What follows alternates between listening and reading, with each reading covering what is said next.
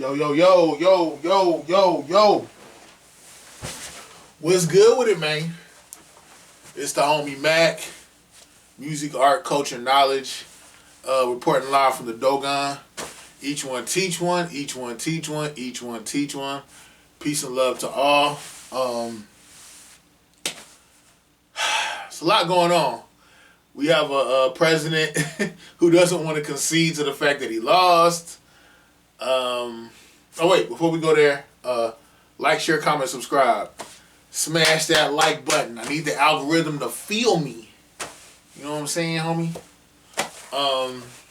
Smash that like button, share, comment. I be getting like a lot of good views, but y'all don't be commenting. I need y'all to comment. Let's interact. Comment. I'm a nice guy. Or at least I'm as nice as you allow me to be. Read between the lines. But yeah, we're 2020 has been very dystopian. 2020 has felt like a movie. A lot going on. It feels, pandemic cycle, people dying, a lot going on. But I'm still here. I'm still learning. I'm a survivor. If you're watching this, you're a survivor. You're still here. You're still learning. But yeah, real quick, this is another session of MACKIN with MACK book review series. And today, I want to the book I will be reviewing is The Spook Who Sat by the Door. Bam, bam, bam. The Spook Who Sat by the Door. Written by Sam Greenlee. R.I.P. Sam Greenlee. R.I.P. Nipsey Hussle. Nipsey Hussle has a line on the classic album Victory Lap. The song is Blue Laces 2, where he said, "This is the spook who sat by the door, the infiltration." What can I say?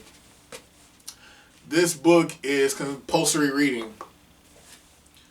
This book speaks to revolutionary struggle.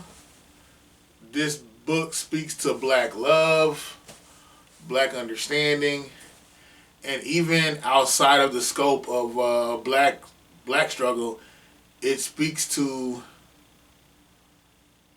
proletariat struggle across the globe, or let me say, the struggle of all disenfranchised people, irrespective of race, or geography. Can't say enough about this book. I read this book in college. The protagonist in this book is a man named Dan Freeman. Dan Freeman essentially is a smooth dude, smooth brother, a Renaissance man, very cultured, loves to read. Has a very he's a connoisseur of music, a connoisseur of culture. He played football, I believe, at Michigan State in the book. He was a member of Kappa Alpha Psi in the book. But I know in the movie, there's the only Greek reference in the movie is these alphas gripping up. But yeah, again, the movie is based off the book. So check the movie out, The Spook Who Sat by the Door.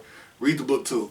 But yeah, Dan Freeman basically, they called him an Uncle Tom. He became a member of the CIA, and they were basically looking for a token Negro, and all the other guys that were vying for the position, all the other black men that were vying for the position, they thought Dan Freeman was a coon. They thought he was shucking and jiving for massa.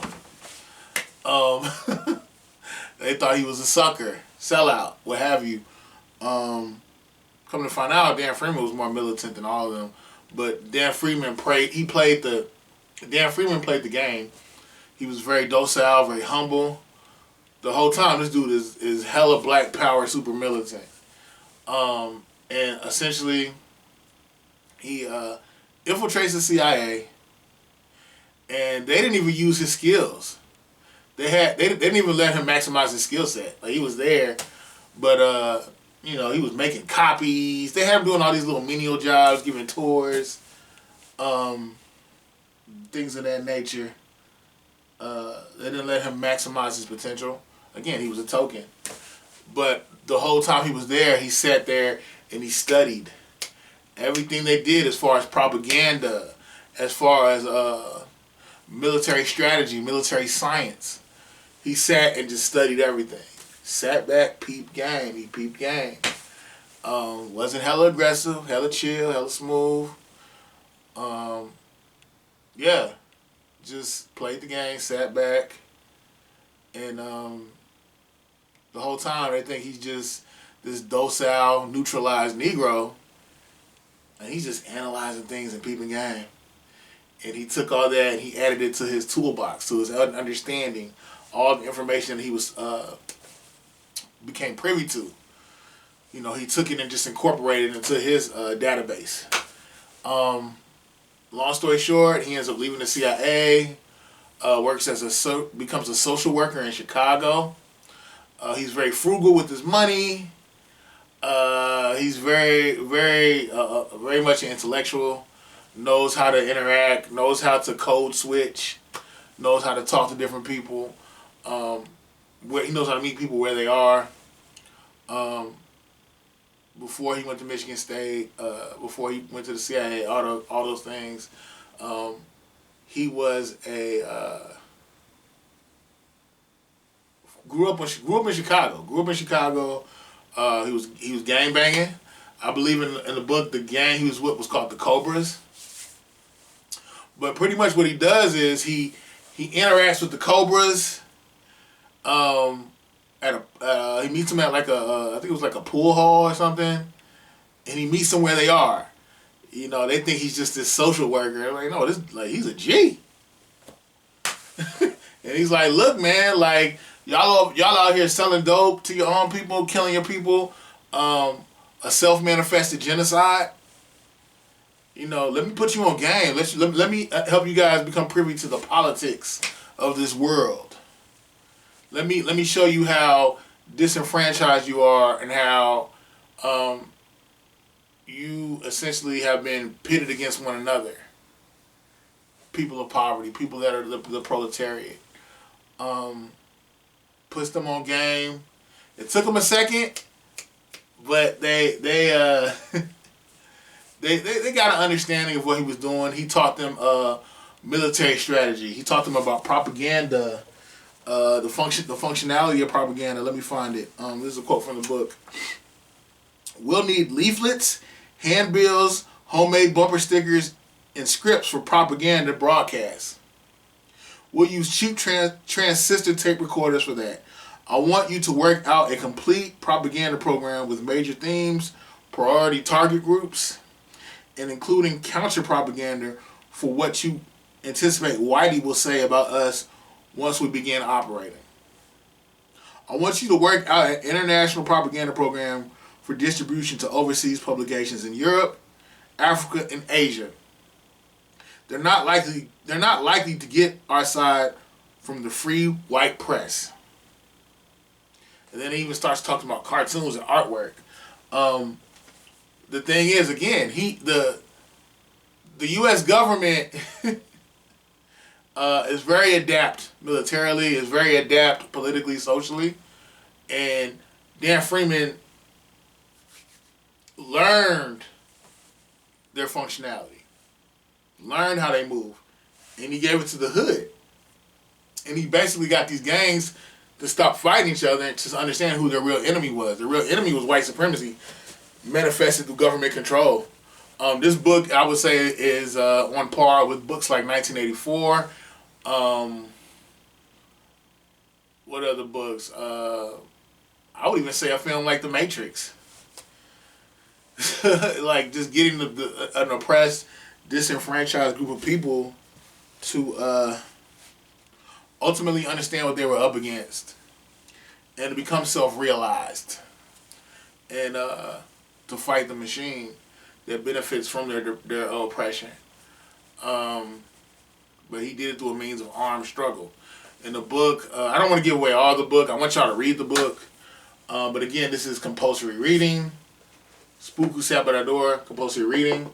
One thing that I thought was really dope about Dan Freeman was he was very anti-black elitism, black bourgeoisie.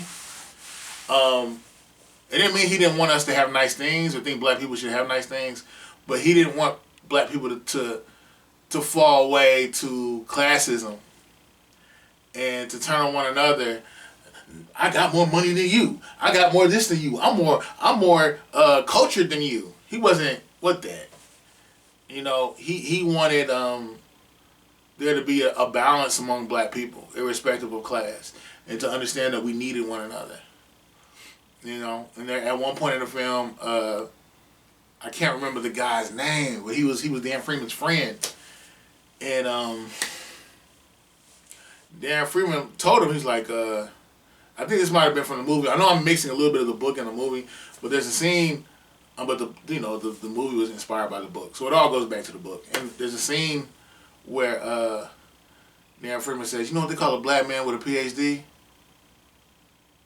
A nigger." You know, so just because you've moved up the social stratum, social ladder, don't think that you're better than your own people. Know from whence you came. Have an understanding of the social dynamics in play. Again, this is a great book. Sam Greenlee, again, R.I.P. Sam Greenlee. Sam Greenlee has this quote where he said, "No," and I would never forget this. This is like solidified in my mind. I will never forget it. He has a quote where he says, "Never underestimate the cowardice of black intellectuals." Let me say that again. Sam Greenlee said, "Never underestimate the cowardice of black intellectuals." A lot of people, and I'm not saying all, but you have a considerable amount of black bourgeoisie, black intellectuals, black people who have solidified their spot in academia, who won't stand up for us, who won't fight for us. And by us, I mean black people and disenfranchised people as a whole, but again, specifically black people. And, you know, some people want to make things right, and some people just want their place in the machine. It is what it is. But this book, I'm not going to tell you the ending of it, but it is a great book. Again, R.I.P. Nipsey Hussle. He shouted this book out in Blue Laces 2 off the Victory Lap album. I think Dan Freeman, the concept of Dan Freeman is dope. I would say even in my personal life, I've tried to mirror Dan Freeman in some ways. I'm not trying to blow up any government buildings. I'm not trying to kill nobody. But just as far as revolutionizing the mind. This country was built off revolution. But the thing is, you know, there are only a certain group of people who thought they deserved freedom while subjecting everybody else, which is hypocrisy, which is a hypocrisy at its finest. But it is what it is. I think, again, this book is a great read. I read this book in college. It's your homie Mack, music, art, culture, and knowledge. You know when I'm about to sign out, something else always pops up in my head to say. But again, I can't say enough about this book. Spook Who Sat by the Door. I challenge you to read this book and to find yourself in Dan Freeman, and to find yourself in a global proletarian struggle. You know, or you know, just to really become a freedom fighter.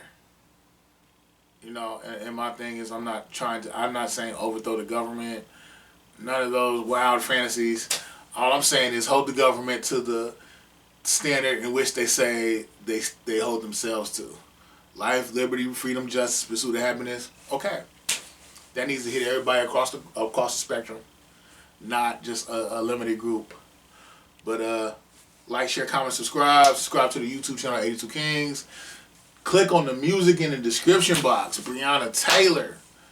Lysol and toilet paper. The project Lysol and toilet paper is coming very soon. It's coming shortly, man.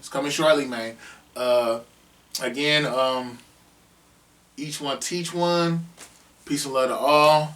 It's your homie Mack signing out from the Dogon. You know what it is. You know what it is. I'm out.